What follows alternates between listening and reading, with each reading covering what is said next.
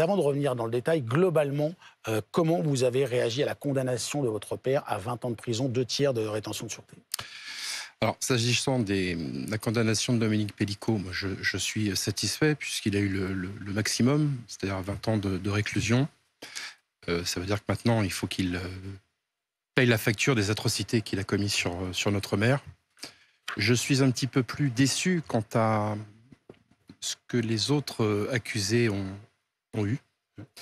Euh, bon, après, c'est un peu compliqué de commenter une décision de justice, mais en tout cas, en ce qui le concerne, pour Dominique Pellicot, je suis plutôt satisfait. Vous parlez toujours désormais de Dominique Pellicot?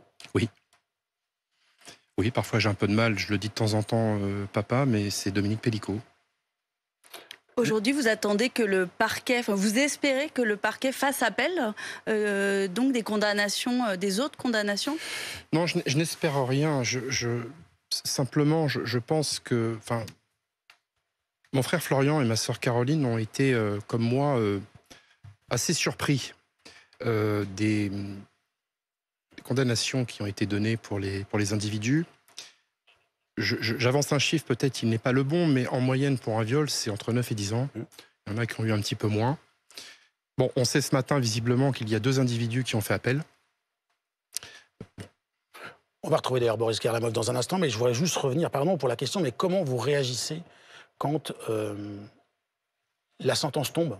D'abord, sentence de culpabilité concernant votre père, puis à un moment, cette peine, 20 ans, c'est-à-dire que vous entendez, vous voyez votre père face à vous condamné à 20 ans de prison, et vous voyez votre mère également à côté, qui est la victime de votre père. Comment vous arrivez à encaisser cette espèce de dualité, de paradoxe? Comment vous l'avez vécu? Malheureusement, on a été un petit peu habitués, puisque ce procès a duré 3 mois et demi. En ce qui me concerne, parce que je ne parlerai pas pour ma sœur et mon frère, mais moi, j'ai été encore une fois satisfait. Je ne veux pas parler à la place de maman non plus, mais j'ai cru comprendre qu'elle avait été, du moins, elle a accepté le verdict. Contact. En ce qui me concerne, je le répète, moi, je suis satisfait de ce qu'il a eu. Avant de savoir ce qui va se passer ensuite, est-ce que vous avez le sentiment que justice est passée? Justice a été rendue, d'une certaine façon, hier? Pour lui, oui. Pour les autres, c'est compliqué de répondre à cette question, mais c'est un peu décevant. Parce qu'on en a parlé hier, Alexandra, les peines prononcées contre les autres accusés ont été un peu moins lourdes que celles demandées dans les réquisitions. Oui, le parquet général, le parquet les avocats généraux avaient demandé des peines allant de 10 à 18 ans pour les 50 autres accusés que Dominique Pellicot. Et les peines prononcées hier se sont échelonnées entre 3 et 15 ans. 15 ans, oui. 20 ans donc pour Dominique Pellicot, mais 3 et 15 ans pour les autres, à tel point que 6 d'entre eux sont ressortis libres hier soir et resteront libres s'il n'y a pas d'appel les concernant. On va prendre la direction justement d'Avignon. On retrouve Boris Kerlamov. Boris, vous étiez avec nous hier pour suivre évidemment cette audience historique. Est-ce qu'on en sait plus sur le nombre d'accusés condamnés qui vont faire appel? Oui, puisque sur les 51 accusés qui tous ont été reconnus coupables, 2 d'entre eux ont déjà annoncé qu'ils faisaient appel. Il s'agit d'Ahmed T, Redouane E, tous les 2 âgés de 55 ans et jugés pour viol en réunion. 12 ans de prison avaient été requis contre eux et la Cour a prononcé hier une peine de 8 ans d'emprisonnement. On va rappeler que beaucoup de condamnés ont eu des peines nettement en deçà des réquisitions. L'appel n'est donc pour eux pas forcément très intéressant.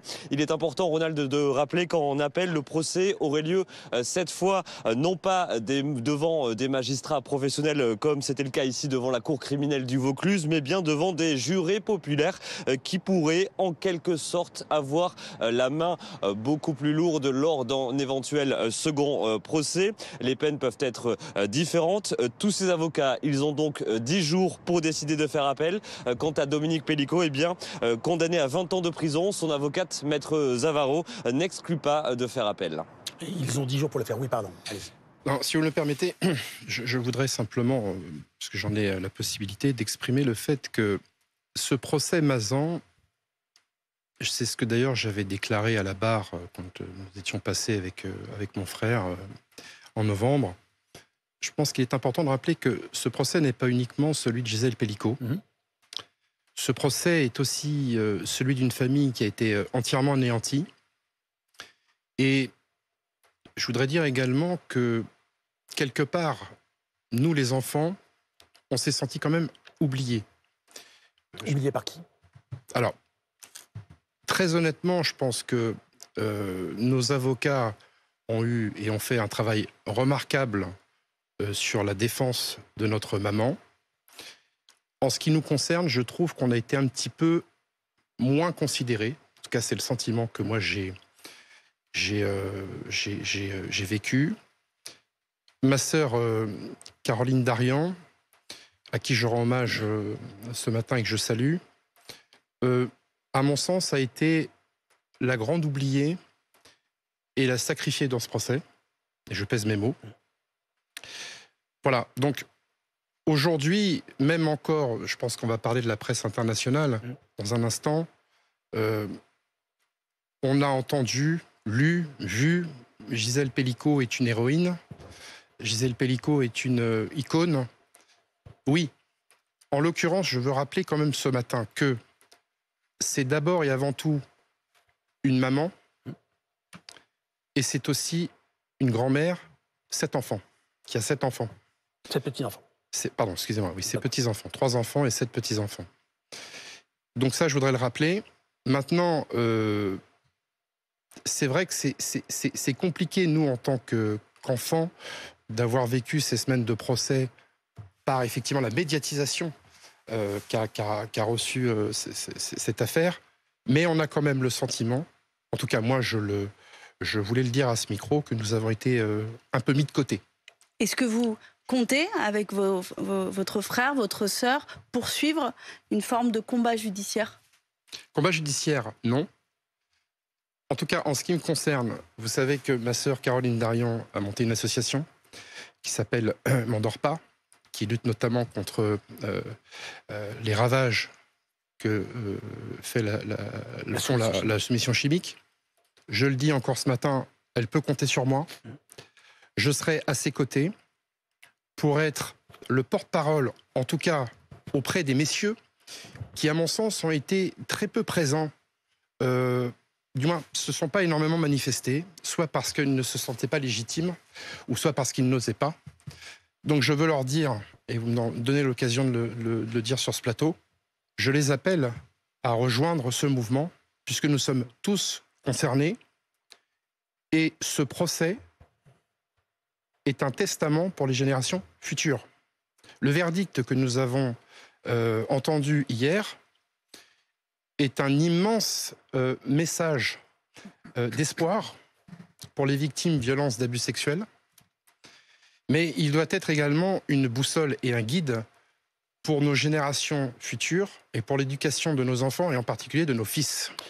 Je note un paradoxe. Vous me direz si j'ai raison ou tort, mais je voulais votre sentiment. C'est-à-dire que quand on a regardé, alors pas seulement hier, mais notamment hier, le soutien, quand on voit ce qui s'est passé à l'étranger, la place qu'a pris votre mère dans la société française, le fait qu'elle soit devenue, vous avez employé le mot, une icône, et en même temps, on entend votre solitude ou votre sentiment de solitude à vous, à votre frère, et comme vous le disiez, surtout à votre sœur.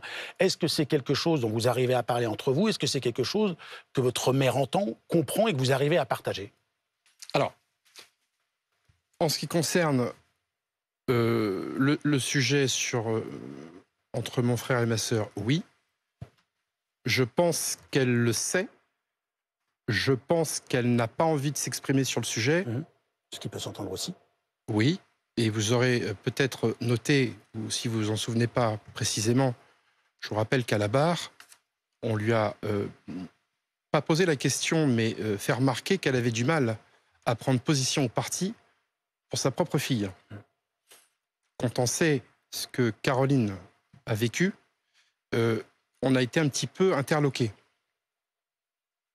Et c'est aussi en cela que vous dites que votre famille est anéantie, puisqu'il y a les faits, mais il y a aussi la situation où on se retrouve quasiment chacun pour soi, chacun à vivre son propre traumatisme. C'est cela que vous disiez? Oui, enfin, on essaye en tout cas entre frères et sœurs de pouvoir partager, c'est pas le mot, mais de vivre avec, mais c'est très compliqué quand vous avez encore une fois une maman, mais qui était également grand-mère, qui est au centre de ce procès. Je redis que ce procès n'est pas uniquement celui de Gisèle Pelicot, c'est aussi le procès d'une famille qui a été entièrement anéantie par ce tsunami. Et c'est peut-être ce qui fait que ce procès, votre mère, vous, cette cause a franchi les frontières de la France. Benjamin Dubois, nombreuses réactions que vous avez compilées partout dans le monde, notamment de chefs d'État et de gouvernement. Oui, on va commencer, Ronald, par le président de la République, Emmanuel Macron, qui a publié sur un post, sur le réseau social X ce matin. Merci Gisèle Pelicot pour ce mot de justice au nom duquel vous avez affronté l'épreuve tête haute pour les femmes qui ont pour toutes une éclaireuse pour parler et lutter pour nous tous, car votre dignité et votre courage ont ému et inspiré la France et le monde. Réaction également du Premier ministre François Bayrou. Immense respect à l'égard de Gisèle Pelicot qui a montré tout au long de ce procès un courage et une exemplarité sans faille. Elle est devenue la figure des violences faites aux femmes. Son combat nous oblige tous et doit être poursuivi. Des réactions également à l'étranger. Quelle dignité. Merci Gisèle Pelicot. Laissons la honte changer de camp. C'est ce qu'a écrit sur le réseau social X Pedro Sanchez, le Premier ministre espagnol. De son côté, le chancelier allemand Olaf Scholz a déclaré « La honte doit changer de camp. Merci Gisèle Pelicot. Avec courage, vous êtes sorti de l'anonymat pour vous battre pour la justice. Vous avez donné une voix forte aux femmes du monde entier. La honte est toujours du côté de l'agresseur. » Ça, ce sont pour les réactions officielles. On en parlera dans un instant. Je vois vos sentiments dans un instant. Il y a aussi les unes de la presse internationale ce matin. Oui, exactement. Et on a également les unes de plusieurs journaux à la télévision. Regardez ces images. La télévision tchèque notamment, ou encore la télévision suédoise. Là, c'est la télévision tchèque. La télévision suédoise ici, c'est juste après le verdict hier. De nombreuses chaînes de télé ont été en direct pour couvrir l'événement. Présente également sur place, notamment CNN, avec la correspondante en France, Mélissa Bell. Écoutez-la, elle s'exprime, elle fait un direct juste à l'extérieur de la salle d'audience au moment du verdict. Il s'agit d'un procès extraordinaire par sa nature et son ampleur. Il y a eu ici des acclamations de la part de nombreuses personnes qui sont venues jour après jour pour soutenir Gisèle Pelicot. Non seulement pour son courage, mais aussi pour la soutenir après ce qu'elle a vécu et pour la remercier. Alors que nous la regardions arriver plus tôt, voici ce qu'ils criaient. Merci Gisèle, merci d'avoir choisi de rendre public ce procès et d'avoir choisi par là, selon ses mots, de voir la honte changer de camp. Et Gisèle Pelicot qui fait donc aussi la une de la presse écrite partout dans le monde ce matin. Elle est devenue le visage du courage pour le New York Times qui décrit la façon dont elle est devenue un symbole de la force féminine partout dans le monde. Au Royaume-Uni également pour le Daily Express, le courageux message d'espoir de Gisèle après l'horreur. Ou encore le Guardian, ce message de Gisèle Pelicot, je voulais que toute la société soit témoin. D'autres unes de la presse également en Allemagne, le quotidien Tageszeitung qui fait sa une avec cette immense merci et la photo de Gisèle Pelicot. Ta victoire contre la honte, titre Der Tagesspiegel. Elle a vaincu le diable, lance de son côté Bild. Et puis vous le voyez aussi en Italie, la Stampa, la femme qui a vaincu la honte. La Stampa qui évoque toutefois une justice amère. Et on va terminer par un quotidien espagnol, El Mundo, avec là aussi une photo de Gisèle Pelicot. Merci beaucoup Benjamin. Voilà pour l'ensemble des réactions. Alors vous vouliez réagir, je crois, au début sur Emmanuel Macron, François Bayrou, ce qui me provoque aussi la question d'en savoir plus sur l'appel que vous lancez au président de la République. Oui. Non, déjà, je voudrais saluer et mettre à l'honneur le premier qui a réagi... c'est Gabriel Attal. Ancien Premier ministre. L'ancien Premier ministre, que je salue ce matin sur votre plateau. Parce que c'est lui qui a lancé le chantier sur la lutte contre la soumission chimique. Suivi également de Sandrine Josso. Nous savons que nous avons... Qui a elle-même été victime présumée de la part d'un sénateur. Oui, c'est même la marraine, si vous ne le savez pas, de l'association de ma sœur, Caroline, pour l'association M'endors pas. On a changé de Premier ministre. Je redis, et je m'adresse au président, qui s'il nous voit ce matin ou qui verra mon intervention, je fais appel à Emmanuel Macron et à son Premier ministre pour qu'il continue le chantier qui a été commencé en amont. C'est très important, c'est un combat qu'il ne faut pas oublier. Donc je compte sur lui et sur la future équipe gouvernementale puisque c'est un enjeu majeur, national, et on l'a vu, mondial. On a le sentiment que la France était regardée, hier, qu'une partie du monde, encore une partie de la presse internationale, une partie des dirigeants du monde, regardaient ce qui se passait du côté d'Avignon. Est-ce que c'est aussi le moment vous voulez continuer ce combat, notamment sur la soumission chimique? Bien sûr. Mais comment profiter, pardon pour le mot, surfer, bénéficier de l'émotion et de l'horreur suscitée par cette affaire et ce procès pour justement faire avancer la cause? Comment vous, à titre personnel, vous pourriez vous y impliquer et comment vous estimez, même sans vous, que ça doit avancer? Alors, sans moi, je ne conçois pas. Je serai à côté de ma sœur, notamment pour le combat qu'elle a entamé. Je le répète, c'est malheureusement la grande oubliée de ce procès. Elle a été sacrifiée. Mais je serai à ses côtés, parce que cela me paraît quand même naturel que je le sois, et en tant que fils aîné de Dominique Pellicot, pour sensibiliser du mieux que je pourrais, en tout cas, et appeler les hommes qui, encore une fois, ont été peu présents dans ce procès, parce que nous avons gagné une bataille, mais pas la guerre. Et ce procès, maintenant qu'il est terminé, quel regard vous portez, quel sentiment vous en retirez 4 mois durant lesquels toute votre vie, toute votre famille a été exposée et aussi a permis de susciter des débats dans la société nécessaires pour faire avancer la réflexion? Je me dis que le combat doit continuer, qu'il est loin d'être gagné et qu'on a besoin d'une prise de conscience collective. Et il faut penser surtout à l'éducation de nos futures générations. J'entends par là nos enfants, mais surtout nos fils. Mais durant ce procès, est-ce qu'il y a des moments où vous vous êtes dit ce huis clos, on a bien fait vraiment de le lever, ou alors est-ce qu'il y a des moments où vous l'avez regretté peut-être aussi? Non, on ne peut pas regretter le huis clos quand on sait quel impact ça a eu lieu dans notre pays et au-delà de notre pays. Pensez si on ne l'avait pas fait, si on ne l'avait pas levé. Mais je maintiens et je répète ce que je dis, c'est très important. Ce procès n'est pas uniquement le procès de notre maman, Gisèle Pellicot, c'est aussi le procès d'une famille anéantie qui continuera à se battre avec les moyens qu'on pourra lui donner, avec toute l'énergie et la force que nous aurons. Je m'y engage personnellement, en tout cas. Est-ce que vous pensez que ce procès aura permis de tout dire ou de tout savoir? Est-ce que, selon vous, votre père a encore des choses qu'il n'a pas reconnues, qu'il n'a pas évoquées et dont personne n'est au courant? Je pense qu'il emmènera avec lui dans sa tombe des secrets. Nous avons beaucoup de questions auxquelles nous n'avons pas eu de réponse. Moi, j'ai dit et redit que nous étions à la recherche de la vérité, tant aux agissements qu'il a eus sur ma sœur, mais également sur mon fils, puisque mon fils a porté plainte contre son grand-père pour attouchement. Je n'irai pas plus loin puisqu'il y a une enquête en cours, mais on n'a probablement pas toutes les réponses à nos questions. Et il a encore 2 autres affaires dans lesquelles il est mis en examen aujourd'hui, qui se poursuivent et qui vont probablement déboucher sur un procès. Oui, mais vous comprenez bien que je ne peux pas m'exprimer sur ce sujet, d'abord parce qu'il y a des enquêtes en cours et une instruction. J'irai pas plus loin. On attend les conclusions de cette enquête. Mais donc votre famille, vous dites quand même que votre famille va continuer peut-être une forme de procès, de combat judiciaire. Vous parliez de votre fils à l'instant. Oui. On attend simplement aujourd'hui que pour mon fils, le procureur de la République valide ou pas, savoir s'il peut y avoir un procès ou pas pour mon fils. J'ai encore 2 questions, si vous le permettez.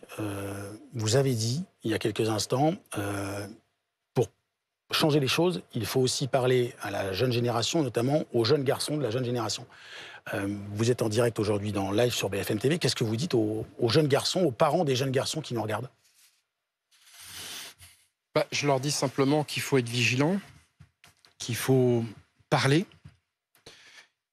qu'il faut écouter, mais surtout, il faut prendre conscience que la soumission chimique, en tout cas le combat que nous menons, enfin, en tout cas que ma sœur mène avec brio et avec les forces qu'elle a en elle, et encore une fois, je serai à ses côtés.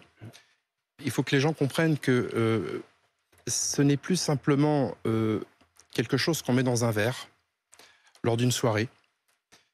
Ça, maintenant, ça peut se trouver dans la pharmacie familiale.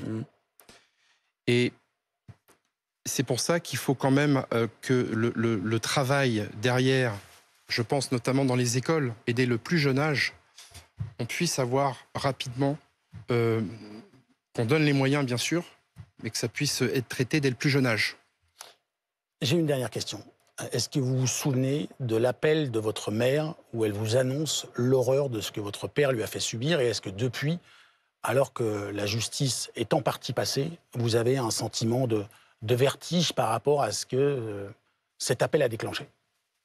C'est très étonnant ce que vous me dites, parce que le vertige, c'est exactement ce que j'ai ressenti quand elle m'a appelé le soir de novembre 2020. Moi, je m'en souviens très bien. Vous savez, tous les membres de cette famille savaient où ils étaient et avec qui ils étaient quand le téléphone a sonné et quand notre mère nous a annoncé l'horreur. En ce qui me concerne, la conversation avait duré même pas 5 minutes. J'ai le souvenir qu'une fois après avoir décroché, des vertiges me sont montés, des nausées, et j'ai été vomir. Voilà. Et depuis, c'est toujours aussi compliqué au quotidien. Il y a des hauts, des bas. Comment on arrive à reconstruire, oublier, avancer? C'est le combat qui fait ça? Encore une fois, je redis, on a gagné une bataille, mais on a encore une guerre à mener, quoi. Et vous serez le bienvenu sur BFM pour évoquer la suite de cette guerre. Merci beaucoup d'être venu. Je vous remercie de m'avoir reçu. C'était un plaisir et c'était tout à fait normal. Merci pour